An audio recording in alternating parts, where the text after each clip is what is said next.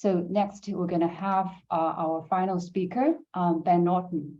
He's a journalist and analyst. He's the founder and editor-in-chief of the independent media outlet, Geopolitical Economy Report. He has reported from many countries around the world and is based in Latin America. Ben, now it's your floor. Thank you. It's a pleasure being here. Can you all hear me? Yes. Okay, great. The topic for discussion today is whether or not there's going to be a war over Taiwan. Unfortunately, I do think there will be some kind of violent conflict. We all don't want a war to happen, but if we listen to the extremely aggressive rhetoric from the US government, and particularly the US military, they have made it clear that they want to wage war over Taiwan. And I'm going to start today looking at a comment, a very aggressive and irresponsible comment made just recently by a US general. This was published in late January. A top US general said that he expects the US military will wage war with China as soon as 2025. It's a 4-star US Air Force general, Mike Minahan. He said in a memo that is an internal memo that my gut tells me we will fight in 2025. And he also instructed his soldiers that they need to learn how to train to kill people as effectively as possible. And of course, the Pentagon intentionally downplayed the severity of this threat. You could say it's part of maybe the Mad Men strategy. It was a controlled leaked. But if you look at the statements officially made by Pentagon leadership, they don't inspire much more confidence. We should look at the National Defense Strategy that was published by the Pentagon this October. The Wall Street Journal published an article summarizing it, saying U.S. defense strategy casts China as greatest danger to American security. And this is significant because in 2018, the Pentagon published its new national defense strategy that for the first time changed the transition from the so-called war on terror, in which the U.S. claimed that non-state so-called terrorism was the top threat to U.S. national security. They transitioned to saying that so-called great power competition is the main threat to U.S. national security. That was under Secretary of Defense James Mattis. Now under Lloyd Austin, they have further revised it and said China specifically is the top threat. And the Wall Street Journal says that very clearly. Lloyd Austin wrote, quote, "The People's Republic of China remains our most consequential strategic competitor for the coming decades." And the Wall Street Journal noted that this national defense strategy came just after the White House released its own national security strategy, which was very similar. And it said that China is the main threat, although they used the term competitor. And they did say that Russia, the defense strategy in the Pentagon did say that Russia is an acute threat, but they said that in the medium to the long term, China is the biggest so-called threat. And if we look at the actions that the Pentagon has been taking, we can see that it is preparing for some kind of violent conflict. Nikkei published an important article, this is the Japanese newspaper, back in 2021 that unfortunately did not get much attention, but it is quite shocking. And that is that the US military plans on spending $27 billion within the next 5 years to put an offensive missile network on the first island chain. They said that this was part of the proposal that US Indo-Pacific Command, that's the US military's command, sent to Congress, and it includes the authorization of $27.4 billion to be spent in the Indo-Pacific theater. And if you look here, I mean, for people who don't know, I'm sure most people here do, but the first island chain includes Japan, the Philippines, and of course, Taiwan, which is part of the People's Republic of China, but I'll come back to that in a second. The US military and NATO have said very clearly they want to turn Taiwan into what they call a prickly porcupine, and I'll talk about that strategy in a second. But the strategy is to put these $27 billion worth of offensive missiles networks in Japan, especially Okinawa, also the Philippines, and the Philippines plays a key role in this as well. I'll come back to that because the US just signed an agreement with the Philippines to provide access to 4 new military bases. I'll come back to that in a moment here. But I should note that the RAND Corporation, which is the main Pentagon think tank, they did publish a report over a year ago complaining that they were having difficulty getting the governments in certain countries in the Pacific to agree to hosting these missile networks. Specifically, they named Japan, South Korea, and the Philippines. But the recent change of governments in all three of those countries has made it look like the US may get them to agree to host these missile networks, especially Fumio Kishida, the new Japanese leader, just took a trip to Washington and met with President Biden, and they agreed to more military cooperation. Japan is militarizing now at the highest level it has since World War II. And then I mentioned, the Philippines signed this new military agreement, and also South Korea's new leader is taking a harder line against China as well. So this plays into another shocking report that was published in the Financial Times on January 8th. I mean, many of these reports are very recent, and we can see this aggressive posturing being taken by Washington in a short period of time. This article is titled, "U.S. Military Deepens Ties with Japan and Philippines to Prepare for So-Called China Threat." But it emphasizes, again, the role that Japan is playing in these war preparations, and how the Japanese so-called defense forces are really heavily militarizing. And it quotes a lieutenant general from the U.S. Marines named James Bierman, who said that the U.S. and the Japanese militaries have, quote, seen exponential increases just over the last year. So it shows that Kishida is taking a more aggressive line. And they said that they're specifically emulating the groundwork that has enabled Western countries to support Ukraine in the proxy war against Russia. That's an important point that I'm going to come back to in a moment here. And I mentioned the importance, in addition to Japan, but the importance of the Philippines. And the BBC put this very clearly in a report where they boasted, you could say that this British state media is exaggerating a little bit, of course, but they did boast, quote, "U.S. secures deal on basis to complete arc around China." Not mincing words, it's clear that this is about surrounding China with hostile military forces. And this BBC report said, the way they put it, the U.S. has secured access to 4 additional military bases in the Philippines. And they say Washington has stitched the gap in the arc of U.S. alliances stretching from South Korea and Japan in the north down to Australia in the south. The missing link had been the Philippines. And, the new president of the Philippines, Bongbong Marcos, who, of course, is the son of the former US-backed dictator of the Philippines, Marcos, who had been a key ally in the first Cold War. That China had been trying to work diplomatically to maintain positive relations with Bongbong Marcos. He had made comments suggesting that he wasn't going to take an aggressive line against China. It does seem that he is trying to balance the US and China and doing what's in the Philippines' own national interests. But the fact that he allowed the U.S. to access 4 new bases in the Philippines is a concerning sign that, he may go along with this U.S. strategy, not only to encircle China, but essentially to wage war on China. And finally, when I say that the U.S. is preparing to wage war on China, of course, I hope it doesn't do so. I hope that there can be possibilities met to prevent it. But I'm simply looking at what the U.S. ruling class itself is saying. And again, maybe this is all part of a sophisticated psychological warfare strategy going back, to Richard Nixon. They called it the madman strategy. Potentially, this is all an attempt to try to threaten China, to try to bring about some kind of diplomacy that, of course, China has always been the one willing to engage in diplomatic talks. It's the U.S. that opposes diplomacy. But this brings me to the last series of articles that I want to look at today, which was published by Foreign Policy, which makes it clear. This is the voice of the political class in Washington, Foreign Policy magazine. And the way they put it, they say that this is lessons. They're discussing lessons for the next war. And they have 12 experts. This was published in January, 12 experts, including former top US officials, NATO officials, and others, discussing their strategy for waging war with China in order to support secessionism, separatism in Taiwan.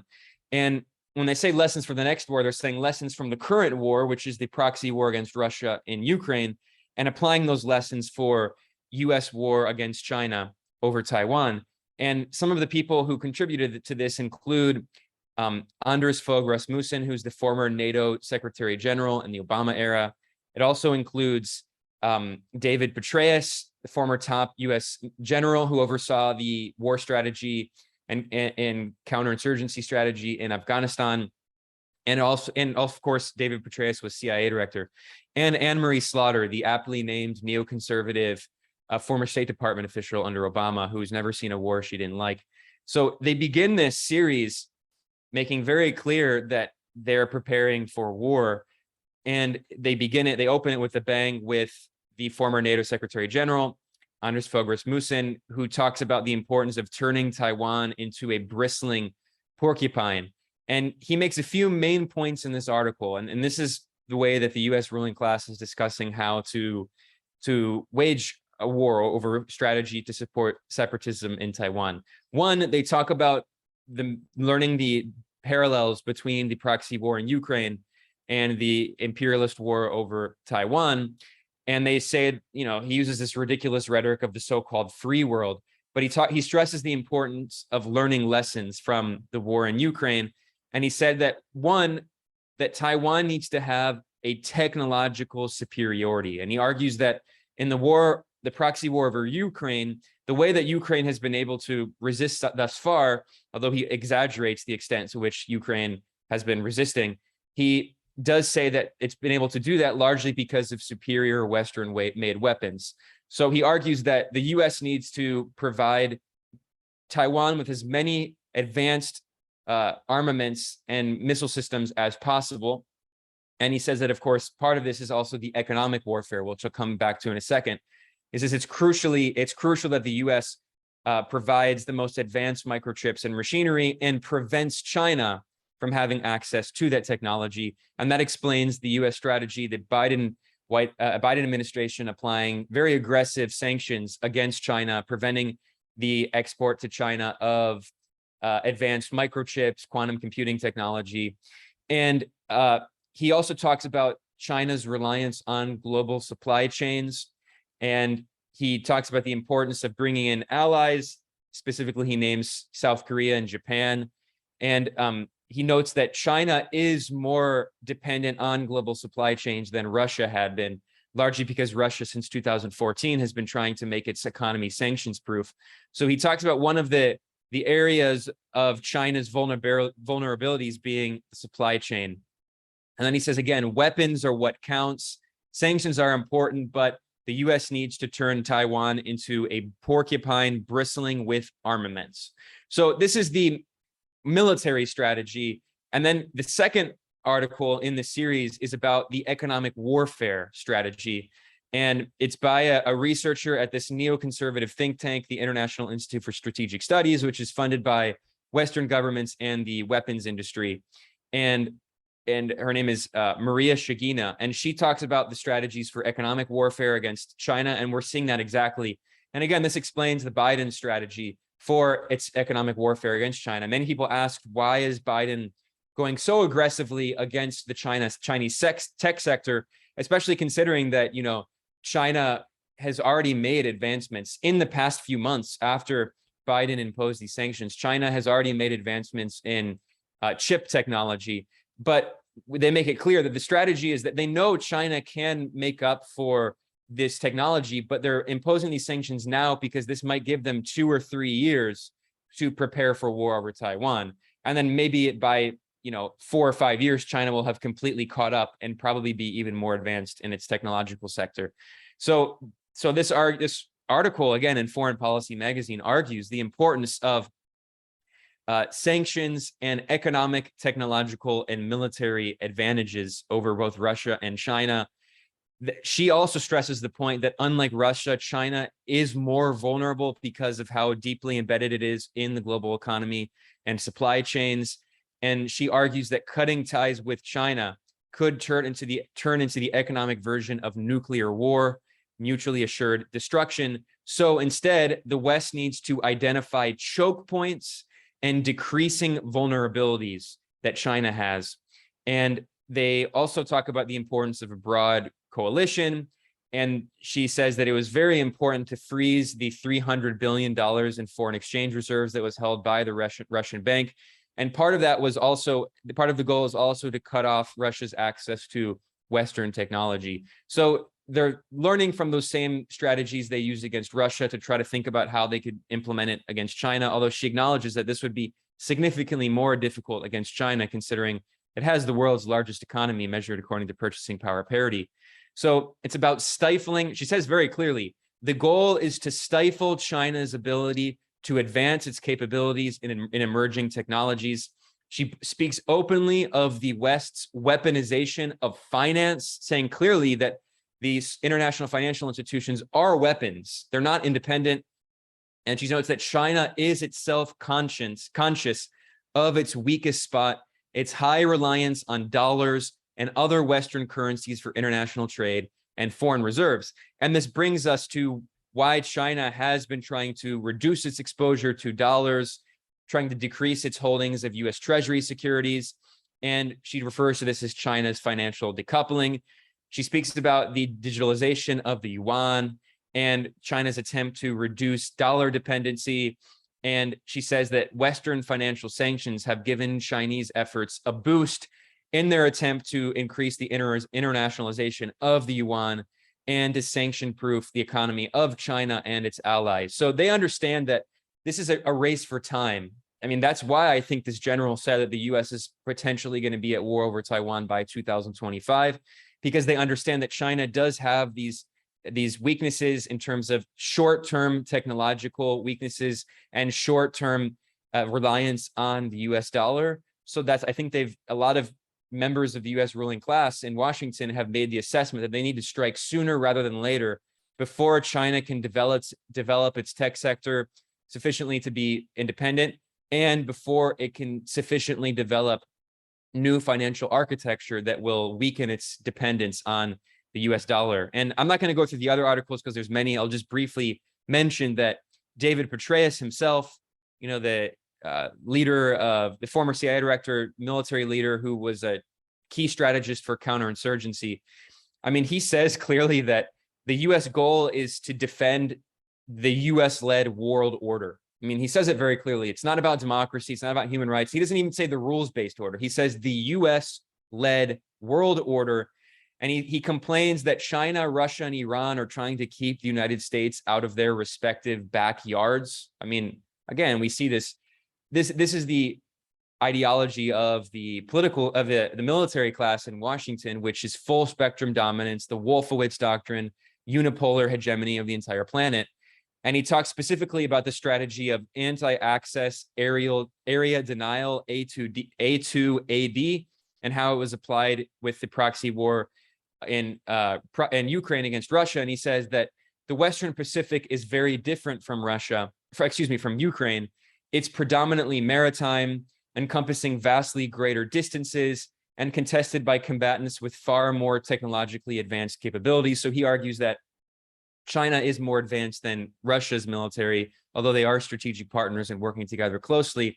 And then here, just this final word I'll say is that David Petraeus argued that in the event of conflict, that is war over Taiwan, no one will come to the rescue of an understocked US military that runs out of munition. So he says that Russia's invasion of Ukraine has been an invaluable wake-up call for a new arms race, essentially. He says that Pentagon planners and congressional appropriators need to provide the defense industry with large sums of money to provide the ability to maintain sustained warfare in a new era of great power competition. So I'll end there. I mean, again, the topic to the question we were analyzing today is whether or not there's going to be a war over Taiwan. I mean, again, this could all be part of a sophisticated psychological war that the US is waging, but I think you have to conclude, if you study what the ruling class is saying very clearly, they are preparing for war with China in order to support separatism in Taiwan, and they're preparing to do it in the short term. I'm Michael Hudson. I'm appearing here for the International Manifesto Group. If you like this video and ones like it, please subscribe. For more information, go to the address on the screen.